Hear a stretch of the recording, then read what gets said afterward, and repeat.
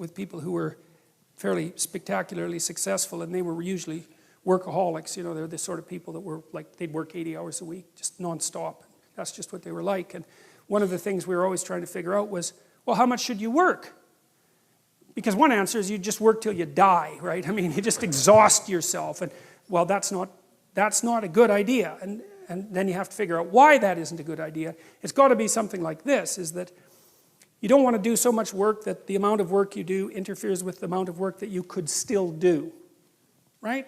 Because if you work like mad for 2 weeks and then you have to lie in a hospital bed for a month, that obviously isn't very productive. So you have to figure out how much you can work diligently and then how much you have to recuperate so that you can get back up and work again. And you know, people have basically settled on something like this and given it the divine imprimatur. That's one way of thinking about it, which is, well, you can toil away for 6 days, and no wonder, because you have to work, but you should rest at least 1 day out of 7, because otherwise, well, you don't appreciate life. That might be part of it. And plus, I think it's more a matter of iterability, you know, because one of the things that defines morality is the capacity to repeat something, right? So if something is properly structured in a moral manner, then you can do it over and over and over again without any degeneration.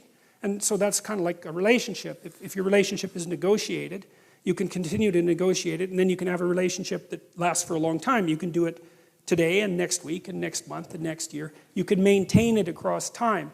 And this, I would say, is the wisdom that's been garnered over God only knows what period of time, to say, well, look, I mean, even God needed to take a break and appreciate what was going on, and it's not such a bad thing for people to follow that pattern. And that's a good thing for modern people to know, because we seem to be, even though, you know, we're very wealthy by historical standards, our capacity to relax isn't exactly what it could be, and I think that's really hard on people.